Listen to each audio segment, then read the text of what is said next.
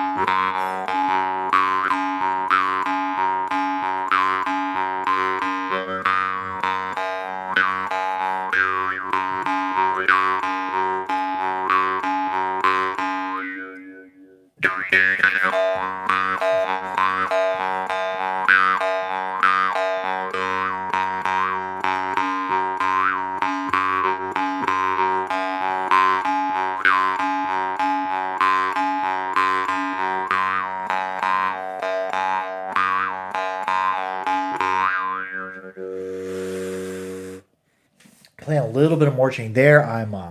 I'm breathing in, doing open close. How was everyone's? Oh, my Thanksgiving was good. Traveled back home. A lot of the brothers Beb returned back home to my mom's house. We all had a fantastic time. Did some eating and some hanging out. It was a good time. Okay, so how am I doing there? I'm drawing in, and I'm taking the tip of my tongue and I'm curling it up like this. And it feels like I'm funneling air under it, and I'm breathing in and closing, breathing in and closing. And keeping my tongue low, but curled like that, it gives me that deeper, hollow. And you can hear me hammering the glottis in there. I'm drawing in and under my tongue and going. I'm bringing my tongue up and down a little bit to modulate the tone, but I'm also opening and closing the glottis.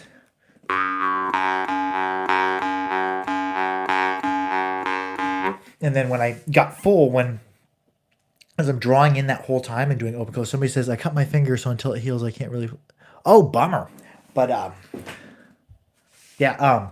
So, anyways, I'm drawing air under my tongue. So I'm drawing air in the whole time, and eventually, if I don't breathe out, I'm going to be full. So I'm doing all that same melodic, if we're going to call it a melodic, with my tongue curled and playing deeper notes, doing open close, and then once I get full, I'm going to raise my tongue up, and then I'm going to start drawing air out. And I think I was falling. Let's just do that whole sequence again.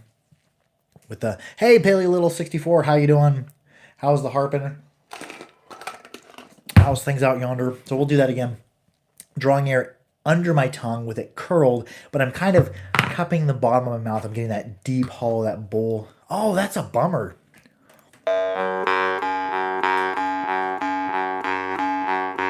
And then I'm full of air, so I gotta get rid of the air somehow. So I've been hunting for a good Yakutian hummus to add to my collection. I've only got one Yakut hummus in my collection. It is a Burtsev. I really like the Burtsev. I got another Yakut maker is making one for me and a friend that's being forged right now. One of them, I believe, he's forging of local steel there in Yakutia. But a Yakutian harp, you can get really good quality harps that aren't Yakutian, but a Yakutian harp, you're always gonna pay a premium price for a Yakutian harp. The reed of your harp snap. Oh, bummer! What kind of a harp was it? And if you're playing it outward, toy harps are gonna break probably the quickest. But if you play a harp inward, it won't snap as quickly. Actually, knock on wood, I've never broke a reed yet. I've switched over to inward playing for that reason. I get a little bit purer of a tone. Yeah, that's a bummer about your harp reed, especially if it's one of the cheaper toy harps. They'll break. A lot of times you'll see them break like right here, right at the tip. Okay, so I was drawing air in and under my tongue, and I get full of air, so I need to get rid of it. So I'm going to go ahead and do that same kind of falling tone, but with my tongue a little bit higher, and I'm going to be breathing out the whole time and doing my open close. We'll just start at the beginning. If I can get that going. I got one nostril that's completely clogged.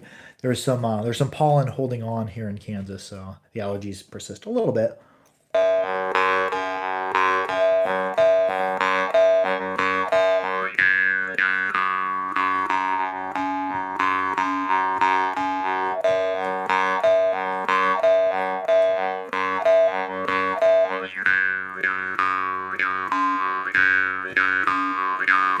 Yeah, I was starting out with that bowl, that deeper bowl shape with my tongue, and with the, it feels like you're flaring out the bottom of your mouth. And then once I get full of air, I'll start breathing out and hammering, and I was flicking the tip of my tongue. I'll just start with full, and then I'll start with the breathing out. Because it's cool doing open, close, breathing in, and then open, close, breathing out. Sometimes I, will close, open, close, breathe in, breathe out, or in, out, close, or in, close, out, or any variation of that. And sometimes this week, especially, I've been doing something all on one breath. I've been doing my open closes all on an in breath, and I've been slowing my melodics down and just letting them kind of drag so I can play around with them a little bit more. So I'm not hitting the harp as fast as well or breathing as fast. So I've been doing a lot of stuff just all on an in breath with open and close, and then all on an out breath with open and close. I'll go back to the out breath, open, close. And instead of bowling my mouth, I'm pushing my tongue more to the front, but still keeping my mouth. It feels like I'm keeping my mouth wide. Like if we were to whistle and widen out our mouth is what it feels like. I recently got a. Oh, nice. Let's see, what was we doing there? I just read a comment and my brain totally left for a second. Oh, yeah. Out breath and open, close. You see my face, it feels like I'm drawing the corners of my mouth out, but my tongue's still at the tip here before I was deeper with my tongue bold. Welding it, but it's a small harp. Yeah, don't weld a reed. If you really want a reed put in, I can re-put a reed in it, but if it's a more affordable harp and not like a family heirloom or something, you probably don't want to spend the money putting a new reed in it. Where's we at there?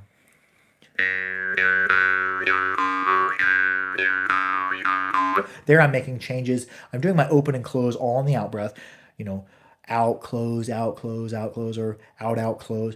But I'm also flicking the tip of my tongue and I'm manipulating the back sides of my tongue. There's a lot of nuances you can get out of your tongue besides just, moving your tongue up, moving your tongue down. You can flatten your tongue out. You can start to roll it down. You can start to curl and bowl it up. And when you curl and bowl it up, you can do stuff with the back corners of your tongue. It's really cool once you start doing open, close melodics and also channeling air in different ways under your tongue. I will post a link to a neat. Oh, cool. We're going to go. I'm just going to do some free playing on this.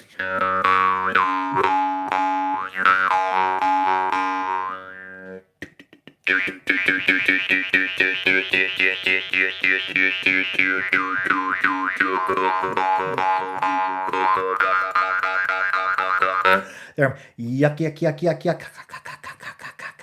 Just going up, I'll start low with that yuck, yuck, yuck, yuck, yuck, yuck, yuck, yuck, yuck, and just keep cradling the tone. And it's interesting, especially if you have a harp that's not super sensitive like a Gorka. It's got that weird sort of oaky, droniness to find that drone and find the melodic too and cradle it, because the drone, manipulating the drone feels different than manipulating the melodic. The melodic, you get more changes out of it, and the drone kind of just follows behind if your melodic's going here and there, and the drone just kind of, and it just lingers behind it. And I don't know how to explain how to cradle the drone. I just know the feeling of doing it, because now whenever I play a harp with a drone like a Morchang, I automatically go to trying to figure out where that drone's at and where that melodic's at and doing the best I can with it, because they're in different spots.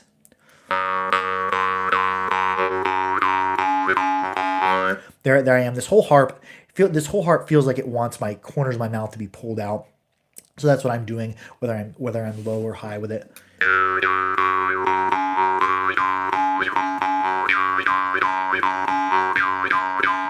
I like the little squeak I get out of it. I'm closing, and then I think I'm just giving a squirt of air out. Because even saying the word or you get that close of the glottis. Hey, ear consent, how you doing? Play around with yuck, yuck, yuck, yuck, yuck, yuck, yuck, yuck, yuck. That's why I like to go down and up, because I get to discover all the points of the harp that work. Because every harp has different ways it wants to be manipulated. That's why you'll hear me in a lot of my music. I'll go up and I'll go down. Try to touch all the places I can think of with the harp. Hey, Aunt Joanne, how are you doing? How's your evening?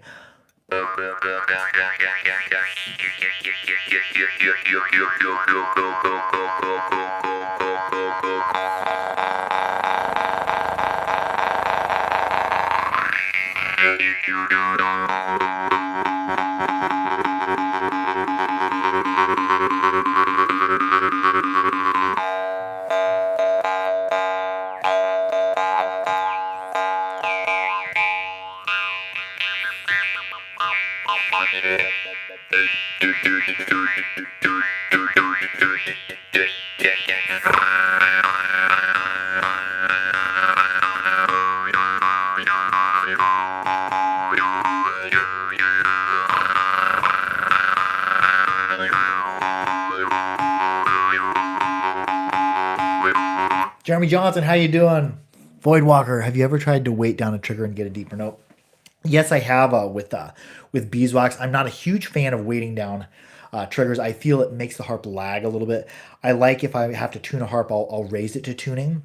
But yeah, some makers will send with different magnetic weights as well, or you can also do it with beeswax. Drop it down below your tone and then take a little bit off. Got a Shearwater Harp by Glass. Oh, nice. Yeah, the Shearwater Harp it's really loud. Let me play a little bit. We have the furnace coming on, so we'll have the cover of that. The little man is tired from all the traveling today. We traveled back from the Thanksgiving feastings. Traveled home to see some family, see all the brothers' bed. Well, most of the brothers' bed. Seen all of them except for one. I come out of a fairly large litter. I had 5 brothers and 1 sister. It's my Shearwater Heart. I ended up keeping it as it arrived with a reed with some little bit of tarnish on it. So I'm like, I'm not gonna sell that. I'm gonna just throw it in the bed collection.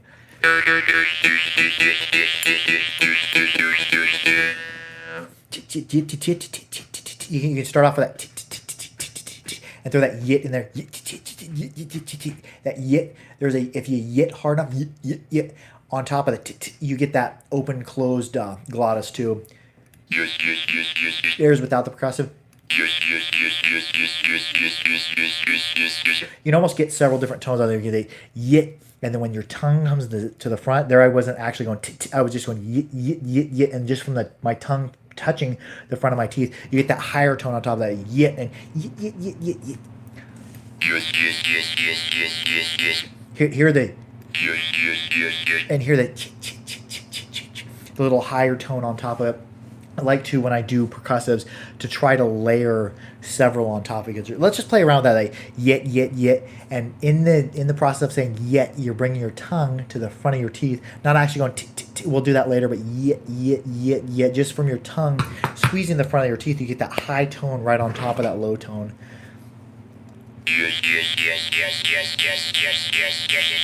And you can keep that little higher tone going by with that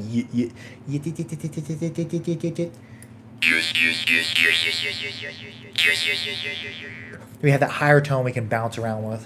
So I'm just going to see where it goes.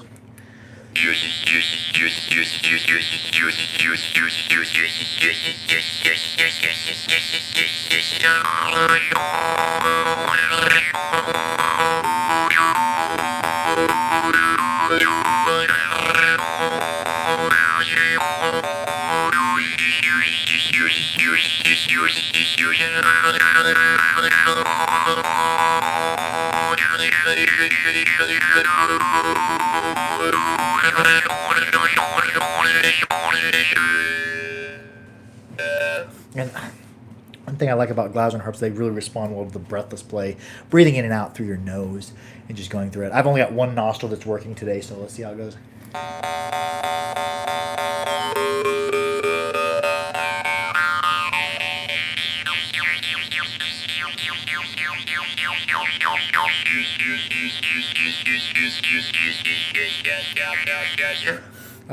Yeah, but barely even breathing, not even really letting any breath out, just a ton, and just playing around with those higher tones with the tip of my tongue, and changing the shape of the back of my tongue too has a lot to do with it.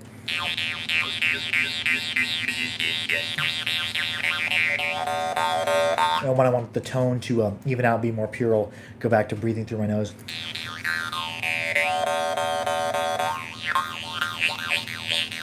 Oh, I forgot about that, dude. So how did you say it? If it's a cheaper harp, I wouldn't bother fixing it. If it's something that you really want fixed, you can mail it to me, and I'll throw a new reed in it. Hey, Skyrain, how you doing? Where was I going with that? Anyways, I had something novel to say, and I lost it.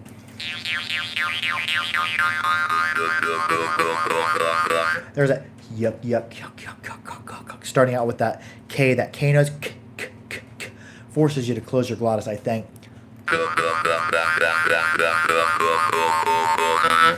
Bailey Little, just contact me on the Harpery on Facebook or on my email bevcorp1@gmail.com. Or if it's like a 10 or 20 or 30 or $40 harp, you might just be better off buying a new harp than trying to fix it. If it's a Glasgow, I can order you a new reed for it. They're easy to fix, but it does require a little bit of grinding to the reed. You kind of got to grind the reed to match the frame. But normally Glasgow reeds won't break. The only time you'll see a Glasgow reed break is playing outward. They'll either break here or they'll break there. Broke a Dan Moy. Oh yeah, Dan Moy are really cost effective, and they're super sensitive especially for the price. But yeah, I've bent many of them. Just you get into playing and you start hammering on them like a harp, and yeah, they'll deform quite a bit. Oh, cool. Yeah, I've never broken a harp yet, and I've played quite a bit. Part of it's due because I play inward. Outward will break a harp in a hurry, especially if you play it aggressively. A lot of people can play a harp for years without breaking it, though. Outward, just because they're gentle with it. I just play inward most of the time. I feel I get better tone, too. The way the reed vibrates when you're inward works out a whole lot better. A harp that I see break a lot are the Vietnamese brass harps. Not the Dan Moy so much, but the Vietnamese full harps with the one-screwed reed. When you talk to us about Vargan type harps. Sure.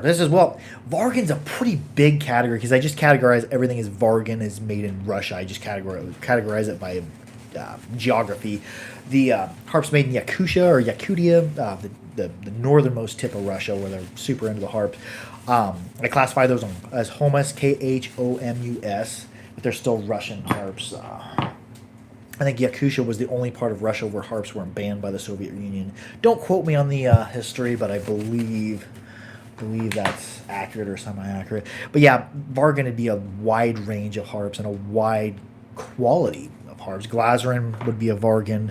Glaserin are generally not going to be as melodic. They're going to be saturated, loud, breathy. Not as breathy as a Jerome. Like Szilagyi harps are super. So one of the more breathy harps you'll play. There's such a wide range of Vargan. Like this. That's how I would classify this as a Vargan. Whenever I talk about them, this is a Fomenkov. This is in the Munop style, but I call it a Vargan because it's made in Russia. Oh yeah, give that a try. I don't think braze will be flexible unless it breaks the frame. I have taken... You'll never break a Fomenkov, but I have taken harps before, especially brass ones. I fixed a Merchunga for a friend just because he had a real big emotional connection to a Merchunga, and I went ahead and I removed the reed and I re-brazed the entire frame, filled it in, and then I recut the reed in there. I've been experimenting with these, holding my finger slightly against the reed. Oh yeah, cool. And what was I going with that? Yeah, Fomenkov would be a Vargan, but it's a Munop style Vargan, very good. Some Vargan are going to range in quality and price from very, very low to very, very high. Russia produces more different types of harps than probably any other country. There's more makers in Russia.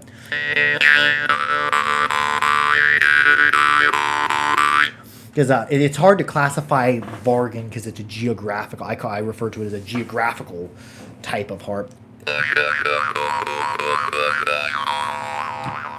There are a ton of good Vargan out there.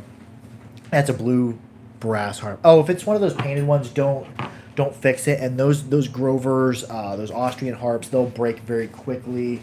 I would buy a different harp. You could buy a harp for a good harp, a Pokin, for as little as $16 shipped, and they're gonna hold up to abuse very well. Let's see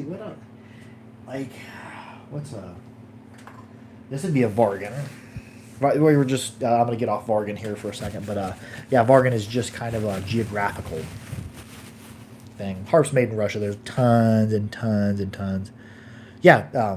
Contact me on the Harpery on Facebook. I don't actually have any more on the website. I have Pokin tuned to G for $16 shipped, and that will Pokin uses a beginner to light intermediate harp that'll absolutely be 100% better than those little painted bluegrass harps. I'm looking for any harps to make techno sound. So Vargan make a ton of different sounds. If you're looking to do techno, I would suggest one of the Glasron like I was originally playing. This is a Shippenov.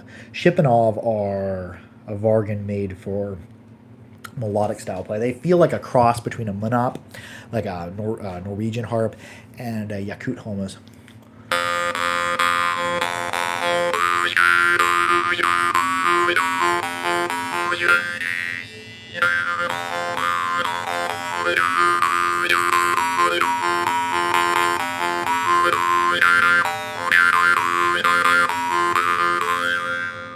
I think my wife was just putting away the kid. We're at 20 minutes.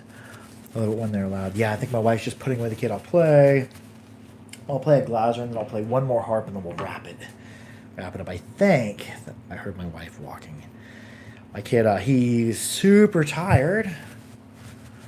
How much is this? Oh, this is this Shippenov. They're pretty expensive, but well worth it, especially if you want an advanced melodic style. What's the largest harp I have? Okay, we'll go back. Okay, we'll answer a couple more questions. Like if you're looking for techno sounds and not looking to mix a ton of melodics, you can't get melodics out of Glaser, but they're not. I would say they're too loud and too saturated for strict pure melodics. But in techno, you're not going to have much melodics. Like the Petrol. Somebody's talking about the Petrol before.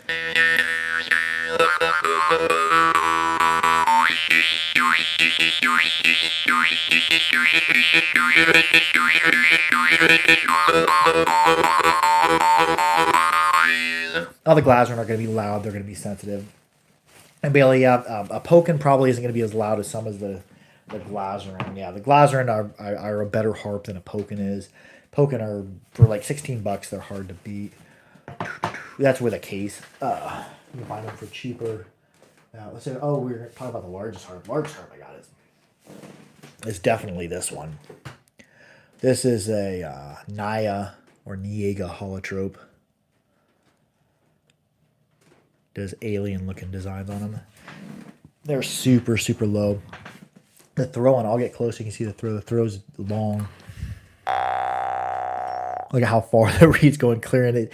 I keep my tongue a little bit farther back playing this because the reed comes clear into your mouth because it's got that huge long throw. Let me see if I can find it here. It has I wouldn't say it plays unstable, but since the harp has such a long throw, there's a small area, a small range where you can contact it to get good play. Yeah, if you want a harp, contact me on the Harpery on Facebook.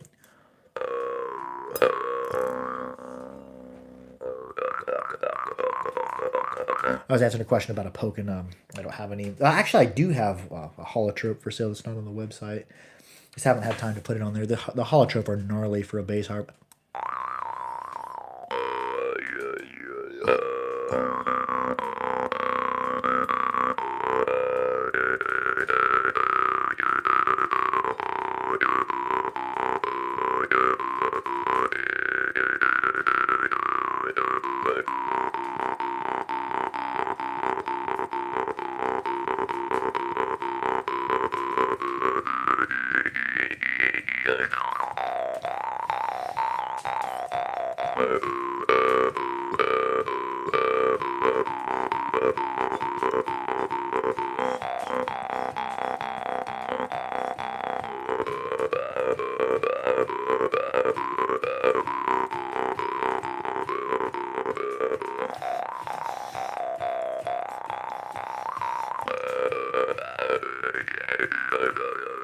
A lot of the practice on the holotrope. That's a fun one. But yeah, I wouldn't say it plays pretty stable if you learn where to contact it. If you just are freehanding it and trying to wheel it really fast, they don't respond well to that. Oh yeah, Skyrain, you got one of the deeper, a harp quite a bit deeper than that. You got one of the super deep palms.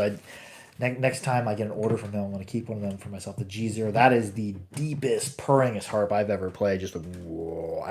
G0, I think that's 120 some hertz, or 20 down at 20 some hertz or 21 hertz.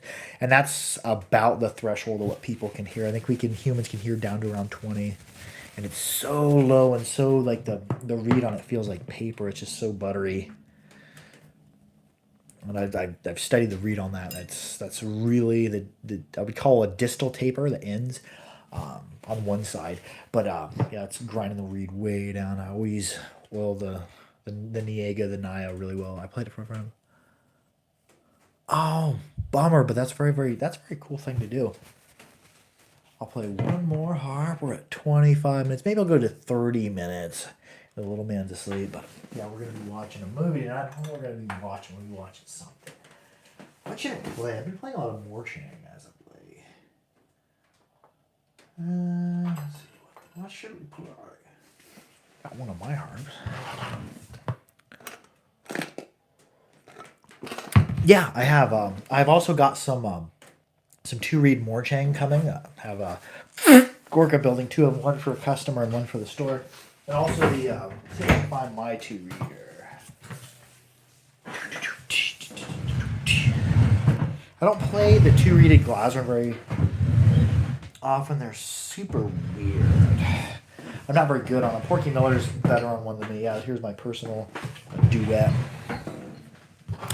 I find in general, and this is just for me, that I can get more dynamics out of a harp. The two reeds, I'm too worried about keeping one going, how to adjust the stiffness on the reed. Is this a adjust the stiffness on a harp that's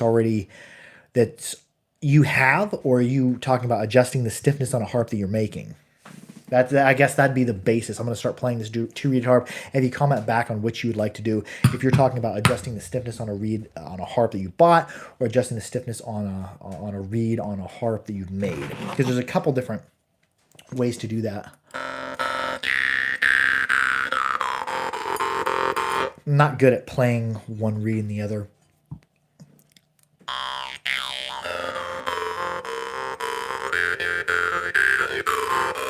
Generally, I don't suggest taking and modifying what a maker's done, especially if they're a really good maker. Do you know the make of the harp or the type of the harp we're talking about?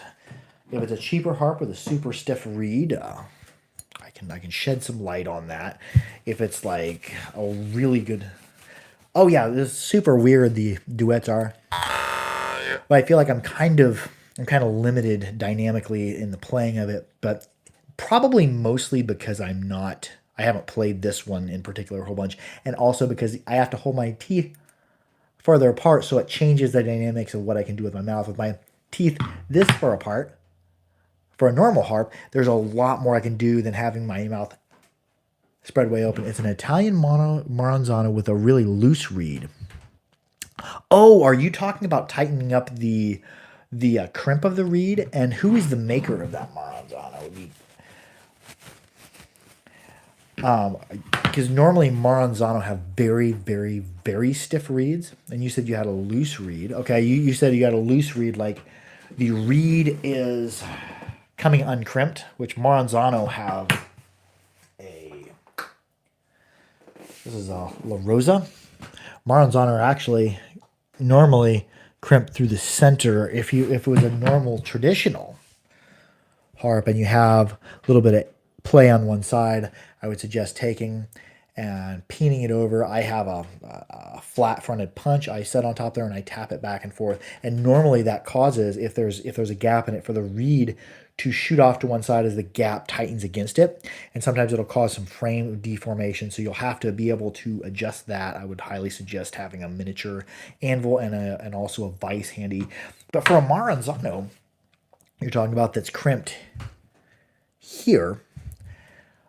And I've seen some before where they're welded, which I wouldn't want to harp with a welded reed. But if it's here, I would suggest, have you added to my wall at all? No, I really don't. Okay, two different questions there. Three different questions. We're going to go back to the Maranzano. I'm probably going to forget somebody's question. But yes, I would almost suggest putting it in a press. But I believe I can, if you email me or message me on the Harpery on Facebook, hey, Tina Schmidt, how you doing? Yeah, if you email me at bebcorp1@gmail.com, which you'll have to read this backwards because live uploads are a mirror image, bebcorp1@gmail.com, or message me, even better yet, message me the Harper on Facebook. I can shoot La Rosa a message. He's a Monzo, make a very good one, and he could shed some insight on how to tighten the reed, but I imagine you're going to have to recrimp this, and you're going to have to do some adjustment as well. The other question is how to clean Glazern harps. Normally, whenever you get a Glazern harp, wash it off with warm soap and water, dry it off absolutely perfectly, get into all the crevices. I would suggest getting in, if you wash a Glazern harp with water, or any harp with water, getting into the crevices with Q-tip, and then taking just plain Jane coconut oil, and I put it in a little teeny jelly jar. This is just store-bought coconut oil. Can be organic, can be inorganic, it doesn't matter. And getting in there and wiping it all down. And after I initially clean harps for my collection, I don't really ever wash them in hot water again. I just keep cleaning them every time I get finished playing them. I wipe them off real good with a napkin, paper towel, old sock that's clean that you're done with. Wipe them off real good. Wipe all the moisture clean of them, and then take coconut oil, wipe it on there real good, and then wipe it back off. The coconut oil will help protect it, and the coconut oil also will help keep it clean. Like it's almost like taking water to it. I'm not a germaphobe either, but yes. I initially with harps, soap and hot water, especially if you're ordering forged harps. Well, it depends. If you're ordering a monarch, I almost wouldn't wash it in soap and hot water because it'd be hard to get down inside there, and you can start rust. But definitely wipe clean, and wipe with coconut oil. The other one, Bailey Little, said, do I ever add to my wall? I have probably 3,000 harps, but I don't want to put them on the wall because it's just too many harps. Because when I look up on the wall, I'll have, before I go live, I'll normally have some harps in this drawer, have some harps in this drawer, have harps on the table, and I know kind of where they are. So when I want to find a specific harp, when I'm looking for a harp, I'm like, okay, I want a melodic harp. I know I have it here. I know I have it here. If I put too many harps on the wall, which it looks cool with more harps on the wall, it makes it more confusing to look at. So I can't pinpoint a certain harp I want to play. So I keep the harp, the wall, not as clustered, not as many harps up there, because I know I have them in this drawer, this drawer, this drawer. I have them on my table, and then all the harps in my store is for, which I don't normally play them in live uploads, but they're in drawers and dressers, and I got a dresser with a whole bunch of drawers, then I got a whole bunch of stackable Sterilite plastic containers with different types of harps and different wheels, and then I got harps all over. And where was I going? I think I'm going to play one more harp. We're at 32 minutes. My wife put my son down, so for his night nap, I'm going to play one more harp. Oh, let's get down on a Maranzano. Somebody wanted to fix a Maranzano. If you asked a question and I missed it, shoot me an email at gmail1 or bebcorp1@gmail.com, or on the Harper on Facebook. I love y'all. Be sure to keep, somebody says, what's that non-symmetrical harp on the left? Oh, that's Gorka. Gorka makes these in steel. Also, I guess I've never really even played the asymmetrical brass ones. I got them a little while back. Those are Gorka. You can tell a Gorka when you look at it amongst Morchang because they have little, let's see here, if I can focus in on it, little X's on them. Gorkas are, I would classify some of them as melodic, some of them as draw startable, all with the drum.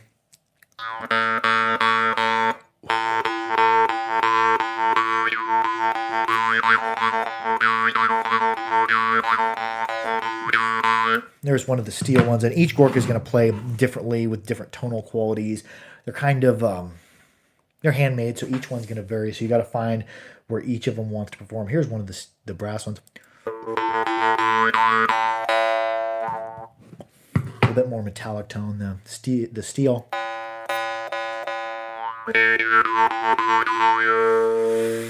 Not much of a draw on that steel one, and they vary in draws. This one might draw.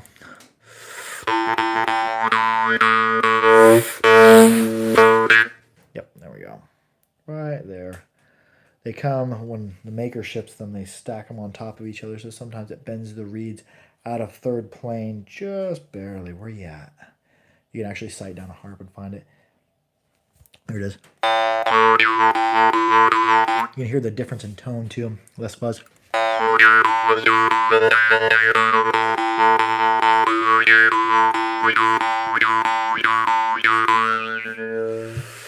And we'll leave that. That's for the store. And I'm going to play us out on the steel harp. I love y'all. Be sure to like, share, and subscribe for more harpery.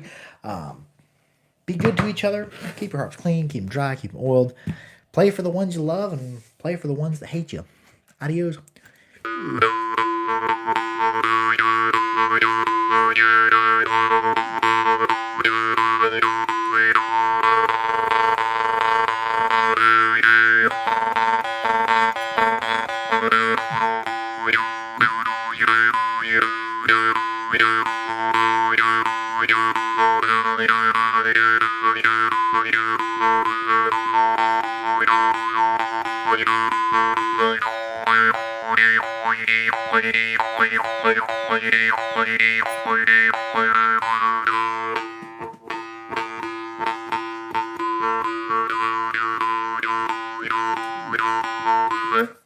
It's really been a prevailing theme, pulling out the corners of my mouth. Oh, harp on, Tina Schmidt.